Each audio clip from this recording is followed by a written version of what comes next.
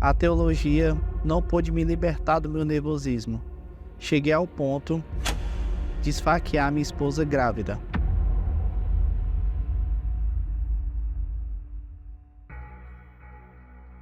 Aos 15 anos eu perdi meu pai e eu fiquei sabendo que ele faleceu somente 3 dias depois da morte dele.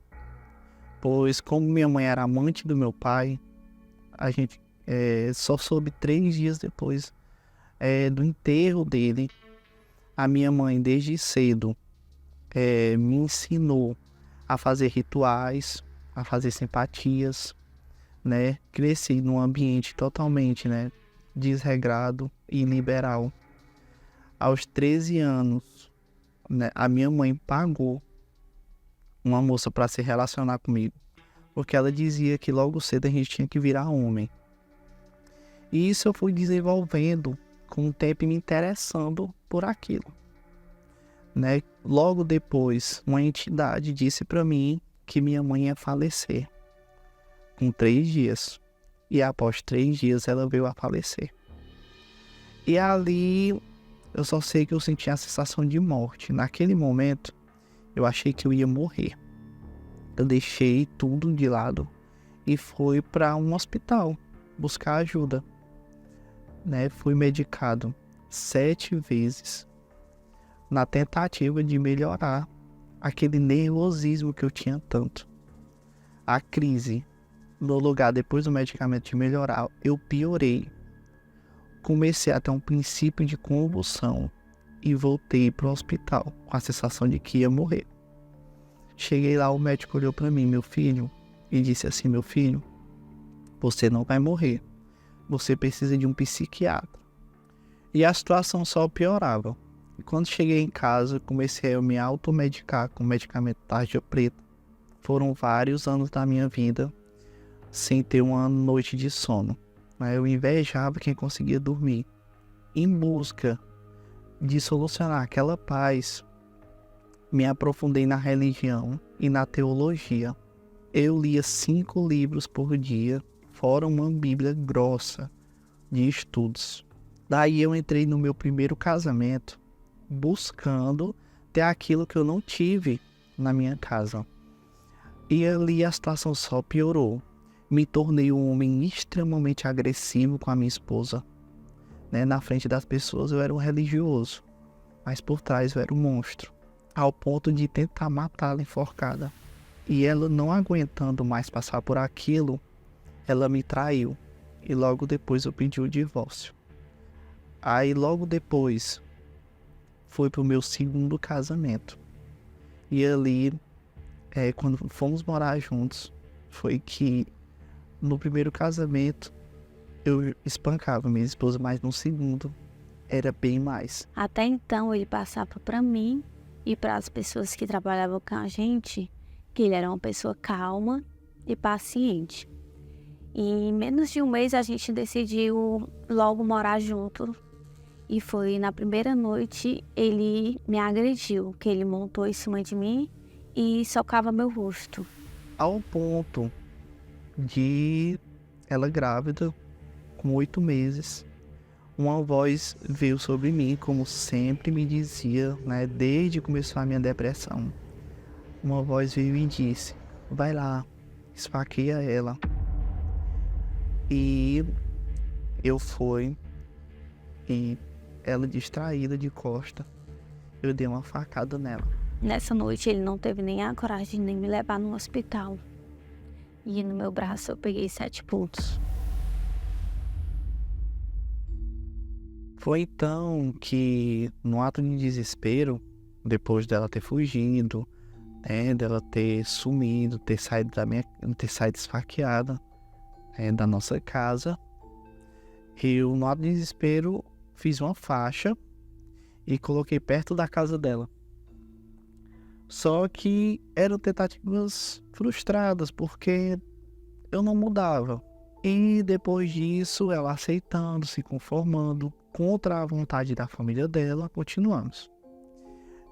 Até então que nós fomos procurar um ponto comercial. Eu estava precisando, já estava chegando o final do ano.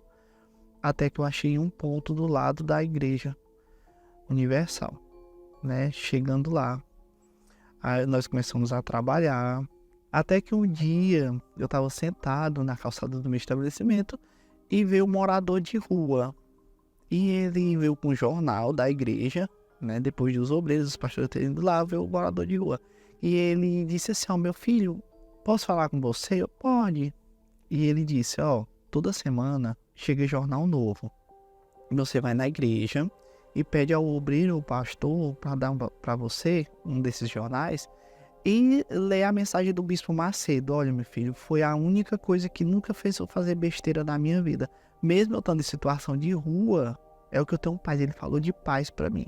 E o morador de rua falando de paz. E automaticamente veio na minha mente a pergunta: mas se a Igreja Universal só quer dinheiro, o que é que o morador de rua tá falando dela? Aí, no lugar de buscar ajuda, eu tive a brilhante ideia de debater teologia com o pastor. Cheguei lá, nós sentamos, eu, a Tainana e o pastor. E eu comecei a debater com ele. Ó, pastor, isso tá errado, a doutrina da igreja é isso. E comecei a debater mesmo, a discutir com o pastor.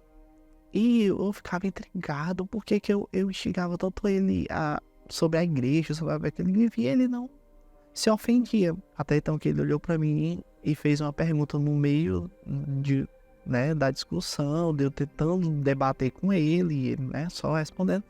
Ele olhou para mim e disse: e o casamento de vocês? E a vida sentimental? Como é que tá? Eu não tive resposta. Eu só baixei minha cabeça e olhei para Tainana. E ela disse: nós dois dissemos: tá destruída, pastor. E ele olhou pra gente e disse assim: ó, pois a partir de hoje vocês vão ser felizes. E disse assim: ó, fiquem de pé. A gente ficou de pé. Ele nos abraçou e fez uma oração por nós. E eu lembro que depois daquela oração, eu saí dali muito leve.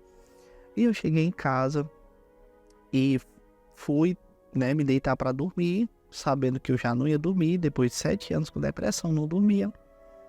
Me virei na cama e dormi como nunca tinha dormido. Passei a noite dormindo. Desde então, no outro dia, eu gostei tanto que no outro dia eu fui sozinho para a igreja. E de lá, o meu casamento começou, parou de ter brigas. Todas as áreas da minha vida estavam andando depois que eu atravessei as portas da igreja. Só que existia uma coisa: eu não tinha a presença prometida. Aquilo era o mais importante para mim naquele momento. Até então que veio a Fogueira Santa.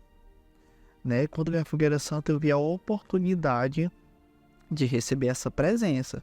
Então eu me revoltei. Eu disse: Senhor, de nada me adianta isso tudo que o Senhor vem me proporcionando se eu não tiver a tua presença. Meu financeiro era de Deus, meu casamento, minha família, tudo era de Deus. Mas ele disse que queria um completo. E foi o meu tudo pelo tudo de Deus.